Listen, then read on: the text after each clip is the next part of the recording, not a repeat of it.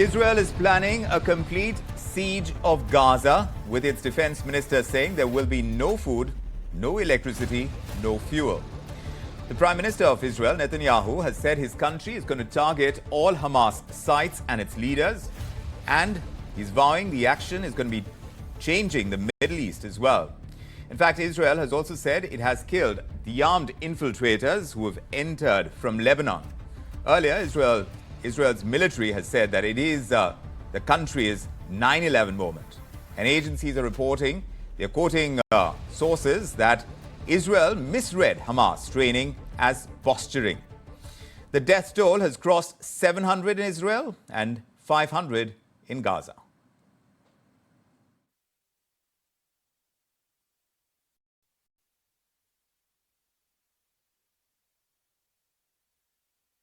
אזרחי ישראל היקרים, כוחות חמאס פלשו הבוקר לשטח ישראל בבוקרו של יום חג, שבת, ורצחו אזרחים תמימים, ילדים וקשישים. החמאס פתח במלחמה אכזרית ומרושעת. אנחנו ננצח במלחמה הזאת, אבל המחיר כבד מנשוא. זהו יום קשה ביותר לכולנו. חמאס רוצה לרצוח את כולנו. זה אויב שרוצח ילדים ואימהות בבתים שלהם, במיטות שלהם. אויב שחוטף קשישים, ילדים, נערות. רוצחים שטובחים ושוחטים באזרחינו, בילדינו, שבסך הכל יצאו לבלות בחג. מה שקרה היום לא נראה בישראל. ואני אדאג שזה לא יקרה יותר. הממשלה כולה מתייצבת מאחורי ההחלטה הזאת. That's what we got from the Israeli side, and our consultant and strategic affairs expert Maroof Raza is joining us to break down what's going on as far as this conflict is concerned and its impact on India. Maroof, good to have you with us. Much has been said always about the strength of Israel's intelligence. This surprise attack by Hamas, what do you make of it? Well, it's blown a hole through Israel's reputation as the most effective intelligence-centric country, because neither was the intelligence agency able to predict the attacks, considering that thousands of bombs were being stored and rockets were being stored for an attack. And they had no inkling that where they came from. Probably they still are trying to find a role of Iran in it. But the fact is they were stored. Nobody knew why they were being stored so close to the Gaza border. Second thing is that Israel's assessment has gone completely wrong. And because of that, the Benjamin Netanyahu government has been found on the flat foot, especially because this is the 50th anniversary of the Yom Kippur War, coinciding with, I can't pronounce it correctly, but Shemot Torah, an important religious holiday. So there are similarities there. But it's not the 9/11 of Israel, it's the Pearl Harbor of Israel.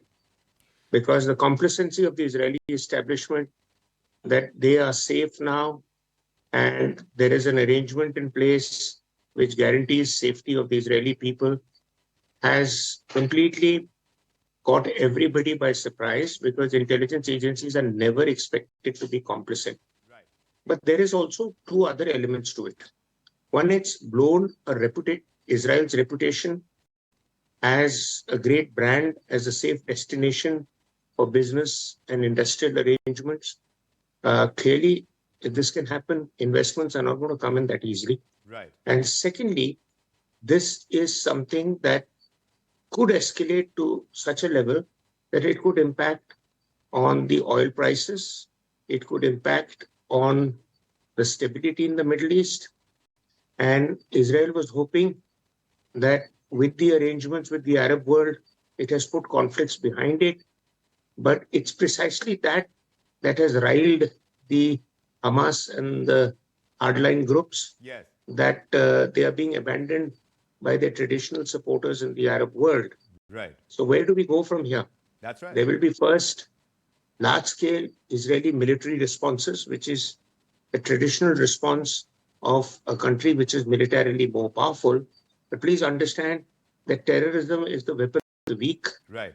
So the Hamas and Hezbollah are going to resort to every trick in the book Right. to make it very difficult for Israeli government Yes. to come up with a kind of a peace solution.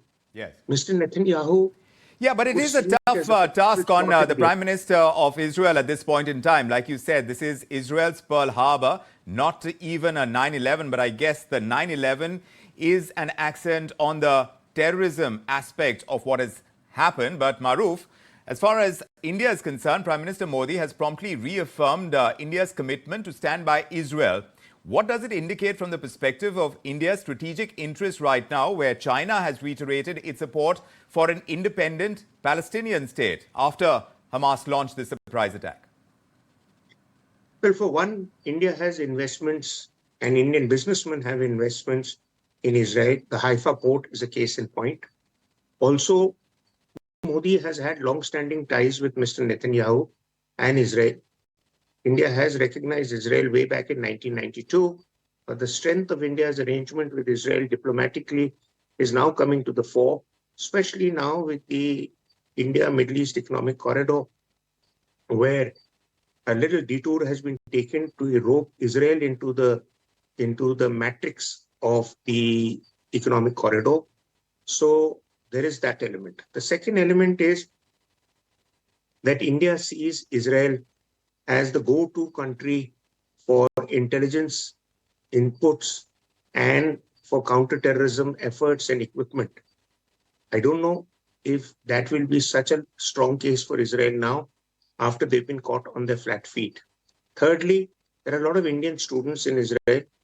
There is a population of Indians of about 8 million in the entire Middle East. And if the situation escalates, they will panic and they want to be extricated, as was the case in Ukraine or in Yemen. India is pretty good at it. It's done a great job in the past, so it can take that on.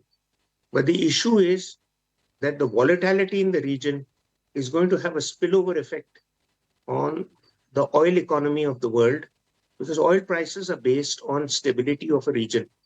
So it may go to $110, $120. It may remain at $80, $90. We'll have to wait and watch how soon the So, situation is if this de-escalated. becomes a larger, a wider Middle East war, then is that even a possibility? And if that happens, then this crude oil prices, those could hit the roof and even higher. See, if Israel finds evidence of a clear hand of the Iranians, I mean, the knee-jerk reaction is to blame the Iranians. There is a possibility, but Israel finds evidence, and it may be tempted to get Iran to discipline the Hamas and Hezbollah, that may be tempted to do an odd air raid or two on Iran. Now, if that happens, then Iran would respond. And if that happens, the situation will dramatically escalate. If that doesn't happen, and if Israel can bring things under control, which it claims that it could, it'll still take at least a week plus for the situation to come under control, because, the Hezbollah and the Hamas has been planning on this for a long time. They're trained. The fear of death doesn't bother them. They're suicidal bombers. And therefore, whether it's an American aircraft carrier group trying to threaten them from the Mediterranean coast, or it is the thing about UN sanctions, etc. I mean, the Hamas has nothing to lose. But if they get something out of this, they have a lot to gain. And what can come out of this? And I believe a lot of money has gone into continuing to try to soothe the Israeli concerns by militarization, etc. Correct. Some money should be put by America and its friends into trying to find a tangible solution which gives the Palestinian and the jihadis certain amount of something to boast about. Yes, now, people but say, you've use raised a terror. very pertinent point, Maroof, that at this point in time, Hamas doesn't have much to lose. But if they get something out of it, it can be pretty significant. And the volatility of this situation could compromise a lot of what's happening in the world right now at a time that we are facing the slowdown when it comes to growth all around the world. We'll see how much of this impacts India as well, but we'll keep checking in with you, Maroof. We're running out of time. Thanks very much for joining us with your perspective on this edition of India Tonight. Thank you. Meanwhile, we're looking at precious metals, which are rallying in trade. Investors are rushing in to safe haven assets amidst this ongoing Israel-Hamas war. In fact, gold has risen nearly a percentage point in trade. Let's find out what's happening with that. And Bhavya, my colleague, is joining us to update us on what's happening with precious metals, especially gold. Bhavya. Gold prices surged over 1% in India on Monday as the conflict between Israel and Hamas increased political uncertainty in the Middle East. Heightened tensions in the Middle East have triggered a rush among investors towards safe haven assets, with gold leading the way. In response to one of the most devastating attacks in its history, Israel initiated a retaliatory offensive in Gaza Strip, resulting in substantial loss of life. The situation has since escalated, stoking concerns of a potentially broader conflict in the region. According to Indian Bullions and Gold Association, gold prices in Mumbai spot market jumped about 1% to rupees 56,000 approximately per 10 gram for 24 carats. For 2 carats rose about 1% to around 51,000 rupees per 10 gram. Likewise, silver rate today opened higher on MCX at around 68,000 per kg levels and went on to hit intraday high of around 69,000 per kg levels immediately after the opening bell today. In international markets, silver prices oscillating around $21.8 per ounce levels during Monday deals. The spiraling violence between Israel and Hamas threatens to start a major new war in the Middle East, sending oil prices higher and boosting the demand for safe haven assets like US treasuries, the dollar, the Japanese yen, along with gold. Bhavya, thanks very much for that. And as these tensions rise in West Asia, we've seen some of that impact play out in our own markets, especially with Indian railway stocks coming under pressure. You may want to recall here, these railway stocks, they ran up when the government announced that economic corridor at the G20 summit, that economic corridor would run through the Middle East all the way into Europe. Let's find out what the impact was on these railway stocks. And for that, Lisa is joining us this time. Lisa, tell us about how this is going to affect the potential of railway stocks with what was in play with the India-West Asia EU corridor. Well, yes, the very, very ambitious project to build the economic corridor between India, Europe as well as the Middle East region, that is under threat now as fears are mounting over the Israel-Palestine war. Well, this project, it was announced last month on the sidelines of the G20 summit, and it was considered quite an ambitious project because it would facilitate the economic trade between several nations, US, India, Saudi Arabia, through the Middle East regions. Now, this was also seen as a counter to the China's Belt and Road Initiative, which was quite a big Silk Route. So yes, this project is likely to be impacted. And why? Because the plan was to build to connect the Europe as well as Middle East regions, including Israel, which is under geopolitical tensions now, with rail links, and that would be connected to India through the shipping lanes. Well, what the experts are saying, that this economic corridor, it's a very long-term infra project, and it is very early to assess and gauge the impact of the geopolitical tension on this project as of now. But there are chances that the project may get derailed, as all the countries, all the regions need to be onboarded for this corridor to go along, and it won't work if any one of the country is not onboarded. So, well, when this plan was announced, most of the rail stocks, it saw a surge because orders were expected on the back of wagons, rail links, for the wagons as well. So we saw companies like RVNL, IRFC, they all hit upper circuit, and it went up by around 15-20%. But today these stocks are under pressure as uncertainty is looming over the economic corridor project. So stocks like Titagarh Wagon, Jupiter Wagon, they all are reeling under pressure today. That's right. All those stocks that were running up because of that initiative, which would be a big challenge to China's Belt and Road Initiative, those have come under pressure. Meanwhile, we were talking about crude oil prices, how this conflict could have a direct bearing on prices of crude oil. How deep an impact are we expecting, and will there be supply constraints? Will it push India towards cleaner fuel as well? This is what we got on the subject from the Oil Minister, Hardeep Singh Puri. India will handle it with maturity. I mean, the Indian statement, the Honorable Prime Minister's statement is very clear. I'm not going to go into the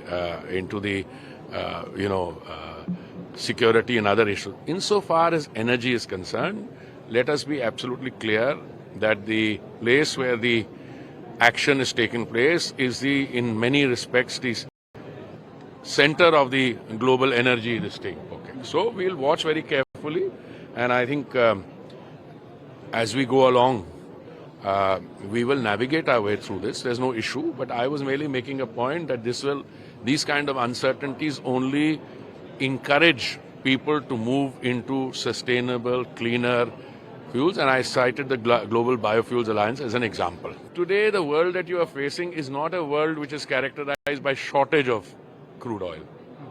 I mean, the amount of crude oil that is required to sustain the current levels of consumption, which is about 100 or 102, that is available. But some 5 million barrels a day has been taken off the market through off-cut. So that is the issue. Now, exactly, I said it's a sovereign choice. We respect those who decide how much this thing.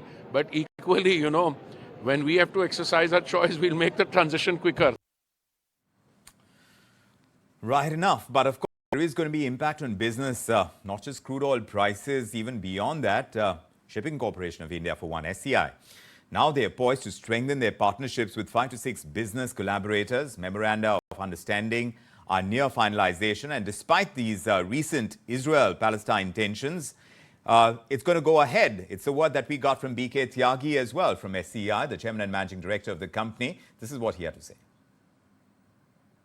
SCI is also going to sign various MOUs between the various stakeholders. And one of the key thrust area for us is there will be some MOUs with our business partners. So when we talk about the corridor that was announced at G20 on the eastern and the western front both, now that the Israel-Palestine war is ongoing, could that impact this whole ecosystem? In my opinion, this is a momentary situation. Now all countries are very well matured and nobody can afford the war situation. That's what we